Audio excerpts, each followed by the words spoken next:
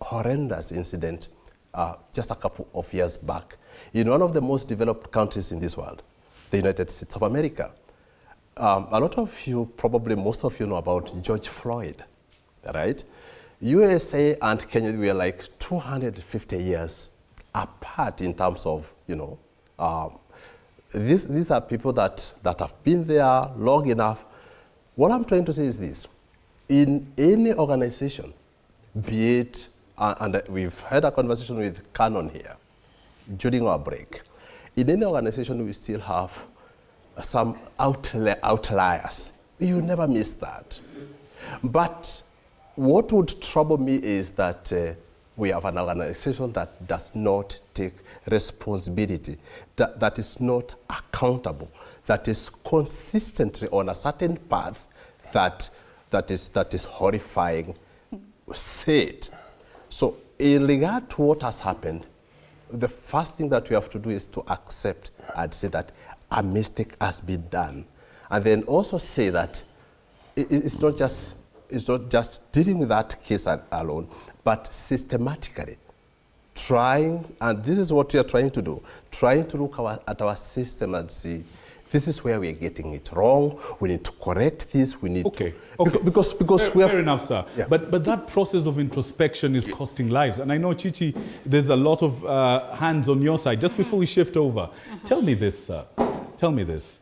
This process that you're talking about, is there a place in our nation where we would see the police, you as a spokesperson, coming out as the first response, in fact, proactively say, oh yes, we did this, one of our officers did this, we've done this to him, we've caught him, we've done this, proactively, without pressure from them, without pressure from IMLU, without pressure from the church, without pressure from the LSK, just pure conscience, humanity, that, hey, we did it, one of our own. Why should they, with their smartphones, identify the chap who pulled the trigger?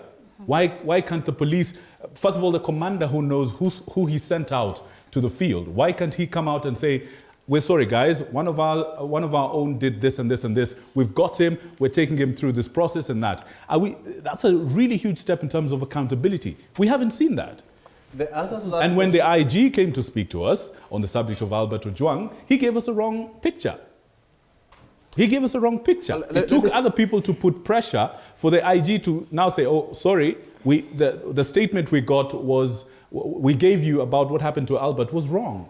Why does it take pressure? Why can't we see the police owning up? Because you do have the investigative qualities and abilities more than... These guys don't know about forensic investigations. The stations are yours, the investigations are yours, the officers are yours. Why can't we see that? Let me say this. And I want to be very clear and very firm about that accountability is something that we're beginning to take very, very seriously. I've heard people talk about blue code of silence. I want to tell the audience that are seated right here and the panelists that are here, it's absolutely not true. It's not true. The issue of Albert Ojwang, as tragic as it was, we will not have a moment to basically go deep into exactly what happened. This is something that is, we don't want to be sub judice, or that's the law. But the truth of the matter is that that statement that was issued, I really would not want to basically exhaust on it, but at the top command, within our system, we don't have a blue code of silence. We don't have people that we are saying that we should. That is a misconception and it should get out of people. Na Victor, naelewa kwamba kuna wengi ambao wanainua mikono hapa, wana maswali mengi sana kwa yule ambaye ni mzungumzaji wa NPS, lakini itakuwa tutafanya haki iwapo hatutaweza kuzungumza na Mama Evans. Mama Evans anasema kwamba mwanawe aliweza kupigwa na kitoa machozi. Labda tuweze tu kumpatia dakika sekunde chache tu Mama Evans ambaye ni Hana Wanjera aweze kutueleza hali imekuwa vipi. Je, haki imefanyika kwa mwanao labda? Jina ni Hana Wanjera.